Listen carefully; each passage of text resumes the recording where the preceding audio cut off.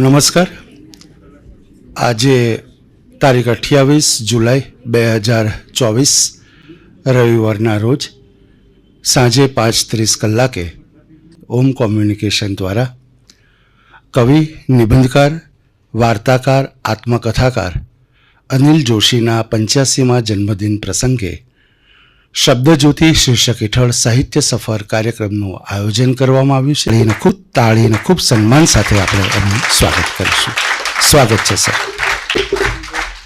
મોરાબી રઘુવીરભાઈ, કુમારપાળ, પ્રકાશભાઈ, પછી મોહિત સાહેબ, ભાગ્યેશ શાહ, સૌ સહૃદય મિત્રો ને મારા હૃદયપૂર્વકના પ્રણામ.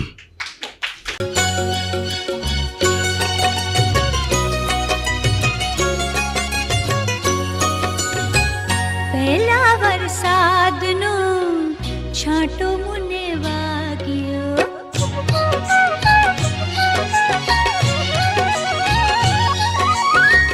પહેલા વરસાદનો છાંટો મને વાગ્યો, પાટો બંધાવાને હારી રે હો.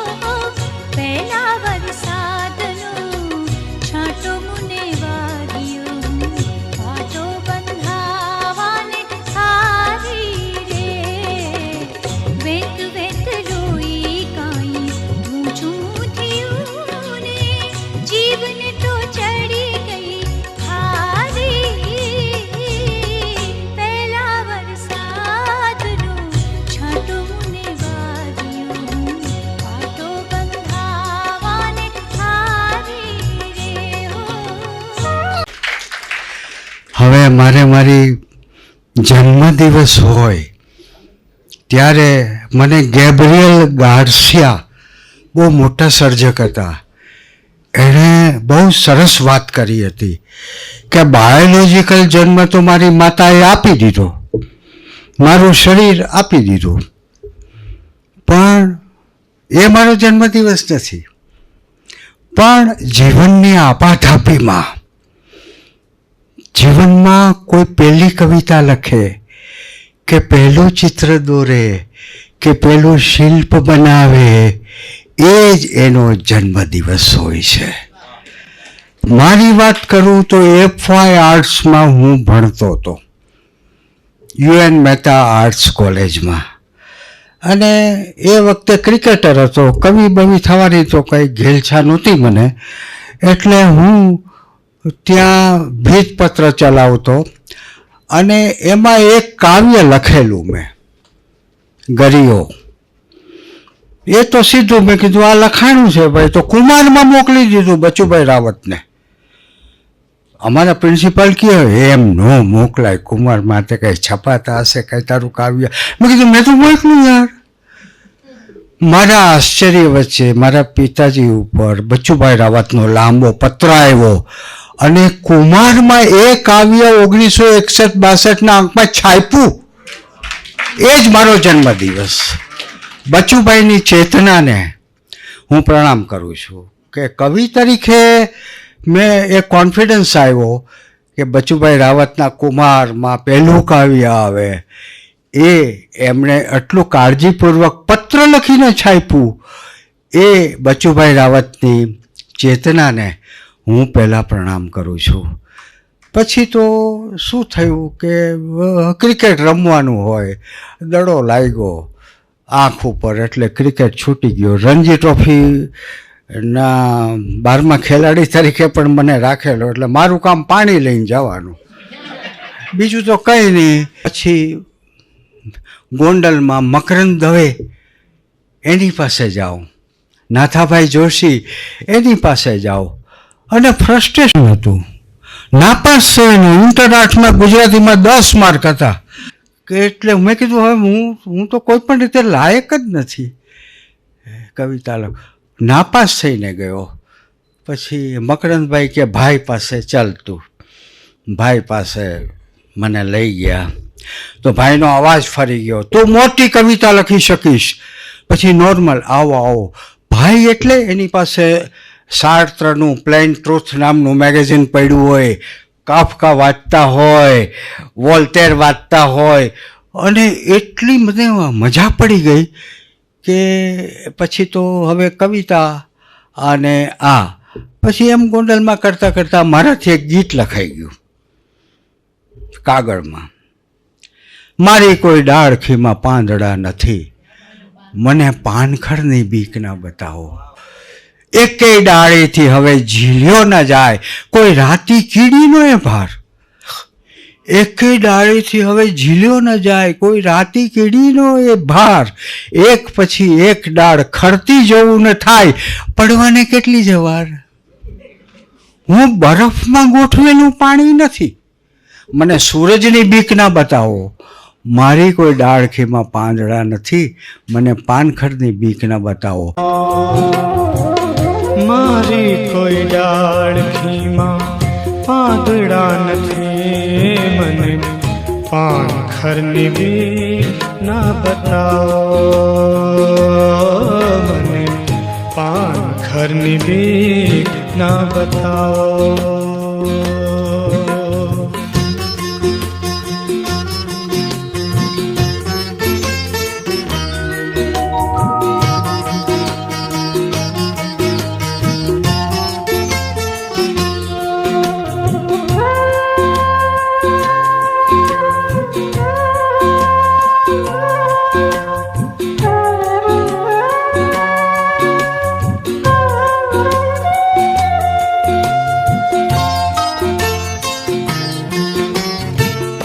પંખી સહી હવા ચાતરીને જાય, આષાઢી દિવસોમાં લાગે. પંખી સહી હવા ચાતરીને જાય, આષાઢી દિવસોમાં લાગે. આંબાનું સાવ ભલે લાકડું કહેવાવ, પણ મારામાં ઝાડ હજી જાગે.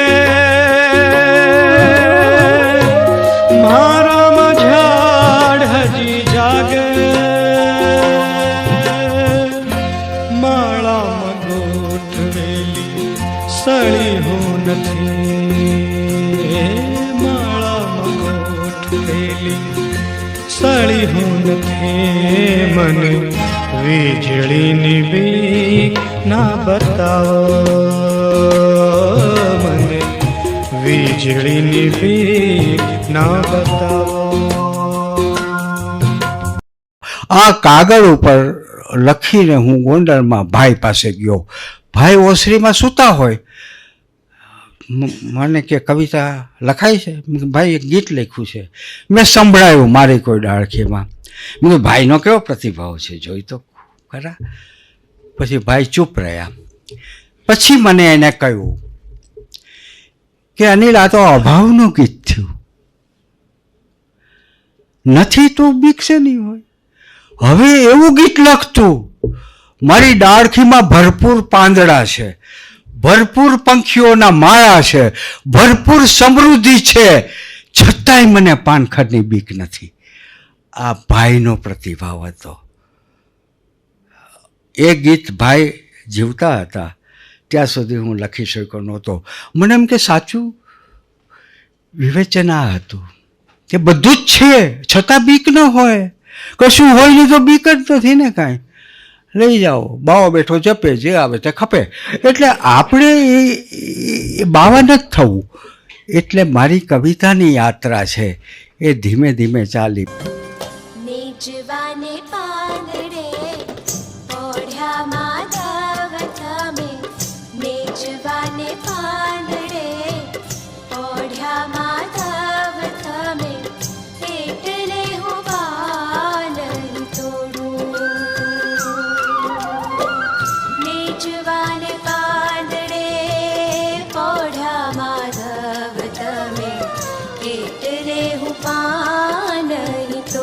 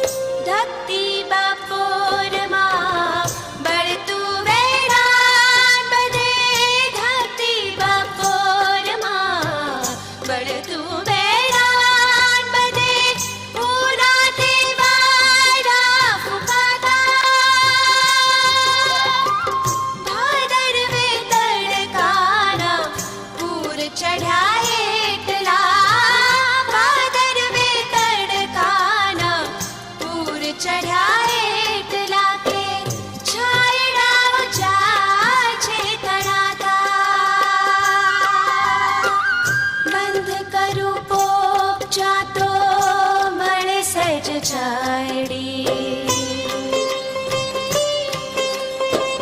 બંધ કરું પોચા તો મળે સજ છાડી, એટલે વેરા નહીં છોડું, નીચવાને પાંદડે પોઢ્યા માધવ તમે, એટલે હું પા નહીં છોડું. પછી જિંદગીની જે ક્ષણિકતા છે ને એ સમજાઈ ગઈ. કંઈ પરમેનન્ટ નથી. હું જતો રહેવાનો છું, બધા જતા રહેવાના છે. કવિતા છે એ આત્માની કલા છે. એ ઉમાશંકરે કહેલું. એટલે આત્મા એની મુસાફરી ચાલુ રાખે છે. કવિતામાં પણ આપણે પ્રાદેશિક ન બનીએ, એને બદલે વિશ્વભરની કવિતાના પ્રવાસી બનીએ તો આપણી ચેતના છે ને એને એક આનંદ મળે. નર્મદનું જેવું સ્થાન છે ને આપણું, એવું ત્યાં કુસુમાગ્રજનું સ્થાન છે મરાઠી ભાષામાં. એને નવા કવિઓને સલાહ આપી હતી, જો ભાઈ તમે કોઈને મળવા જાઓ તો અંડરવેર ચડ્ડી પહેરીને જાઓ છો? નથી જતા ને. એવી રીતે તમે કવિતા લખીને બહાર મોકલો છો ત્યારે ગાઉનમાં ન મોકલો, પણ એને બરાબર છંદ પહેર્યા છે કે નહીં, બરાબર લય છે કે નહીં, બરાબર પ્રાસાનુપ્રાસ છે કે નહીં, એવી રીતે તૈયાર કરીને મોકલો તો ભાવકને ગમે. બાકી તમે મોકલી દીધું લખીને તરત.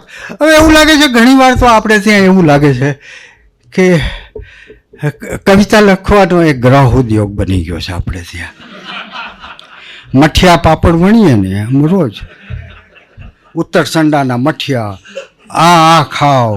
અમે રે મઠમાં આદિલ મંસૂરી લખતા, અમદાવાદની 2 વસ્તુ વખણાય, એક ચેતનાની જલેબી અને બીજું રે મઠની કવિતાઓ.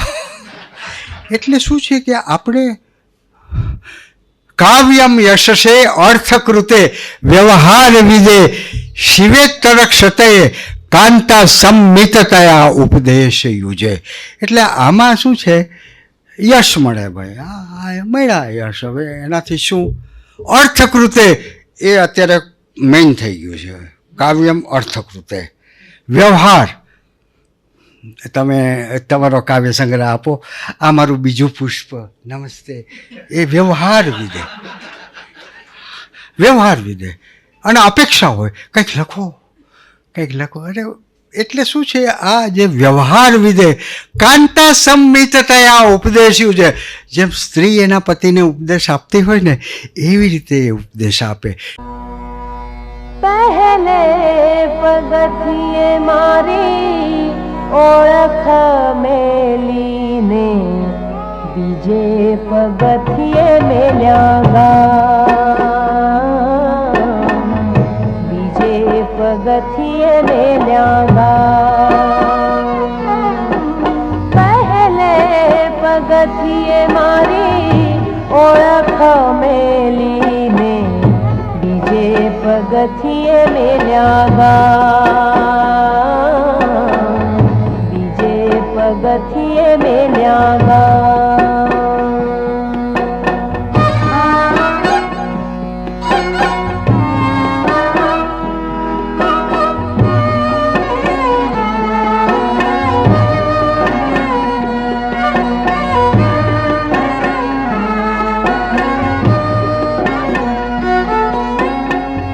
ત્રીજે પગથિયે મેલ્યા ગમતીલા ખેતરા, ત્રીજે પગથિયે મેલ્યા ગમતીલા ખેતરાને, ચોથે પગથિયે મેલ્યા ગામ, ચોથે પગથિયે મેલ્યા ગામ.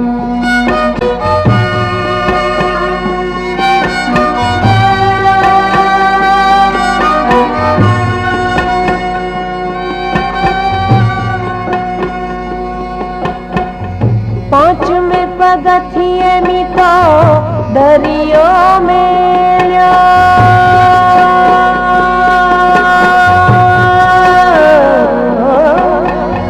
પાંચમે પગથિયે મીઠો દરિયો મેલ્યો.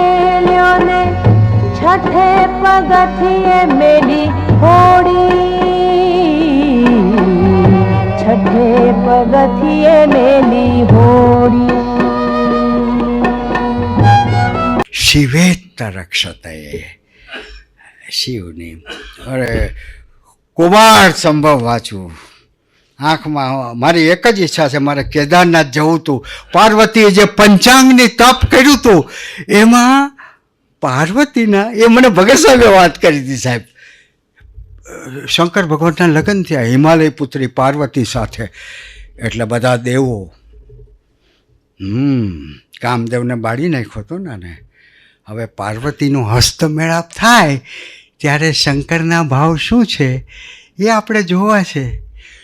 એટલે જાન ગઈ હિમાલય પુત્રી પાર્વતીના લગ્નનું બધું ગોઠવાયું અને બધા દેવો જોયો શંકરના મોઢા ઉપર કે સ્ત્રીનો સ્પર્શ થશે, પાર્વતીના હસ્તમેળાપ તો કરશે ને, એટલે એના મોઢા ઉપરનો ભાવ કેવો હશે ને શું બોલશે.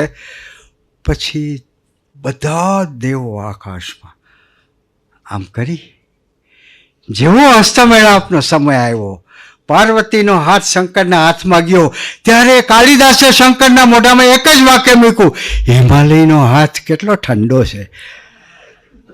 બાપરે બાપ, કાલિદાસ છે આ. હું હમણાં ઉજ્જૈન બાજુ ગયો તો સંકેતની સાથે, ક્ષિપ્રા નદી, આહા, મેં કીધું કે આ શું વાત છે, આપણી સંસ્કૃતિ, આપણું સંસ્કૃત સાહિત્ય. અને મેં તો ઘણીવાર મેં એકવાર રઘુવીરભાઈને પણ સજેસ્ટ કર્યું હતું, ભાગ્યેશભાઈને તો કીધા કરું છું, નવી પેઢીને સંસ્કૃત બેકગ્રાઉન્ડ આપો. નમ્ર સૂચન છે મારું, આવું થઈ શકતું હોય પરિષદમાં કે અકાલી. લોકોમાં છે ને કથા રસ બહુ તીવ્ર હોય છે. પણ માનવીની ભવાઈની પારાયણ બેસાડો સાહેબ, એમાં અનિલ જોશી ન ચાલે, કોઈ ન ચાલે.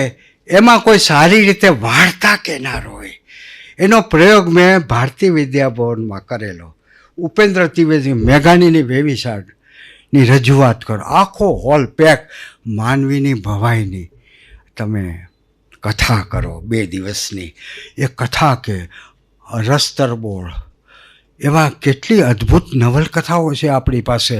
ચુનીલાલ મડિયાની છે, કેટલા, અરે પરદેશની, ચેખોવની વાર્તાઓ પણ તમે કથા કથન ઉત્તમ રીતે કહો તો નવી પેઢીને આઈડિયા આવે કે સાહિત્ય શું છે. બાકી હવે બધું કાર્યક્રમો તો બહુ સરસ રીતે કરી શકાય છે, પણ કથા રસ હોય છે ને. આ મોરારી બાપુ શું છે, કથા કરે છે, રસ પડે છે. અને જિંદગી જે રીતે મને આવડી એ રીતે જીવી ગયો, મને આવડી એ રીતે મેં કવિતા લખી. કવિતા ટકે નહીં હોય તો હમણાં જ નાશ પામે, જો એમાં કંઈક હોય તો ટકવું હોય તો ટકવા દો. અમે છાના ઉગીને છાના ખરીએ, તમે આવો તો બેક વાત કરીએ. હો તમે આવો તો બેક વાત કરીએ. સુકી જુદાઈની ડાળ તણો ફૂલ में છાના ઉગીને છાના ખરીએ. તમે આવો તો બેક વાત કરીએ. હો તમે આવો તો બેક વાત કરીએ.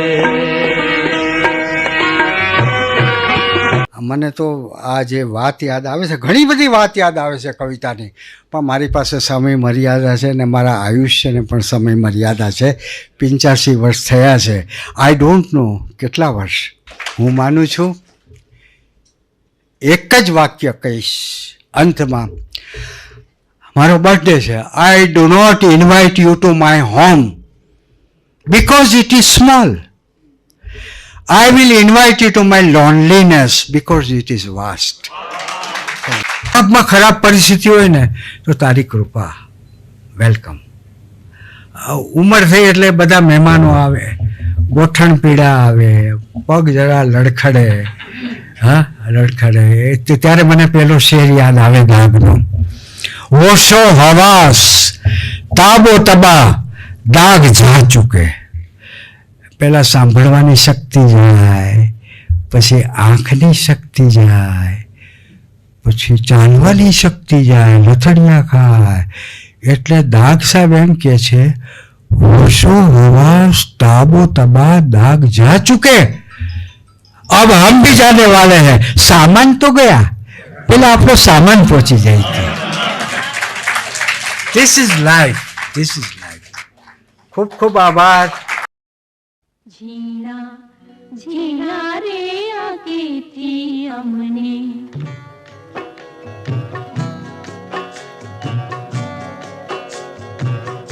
चालिया झीना झीना रे आके थी हमने चालिया काया लोट थई ने उड़ी माया तोय हजी ना छूटी डंखे सोनी मेड़ी ने सुना जानिया झीरा झीरा रे आगे थी हमने चालिया झीना झीना रे आगे थी हमने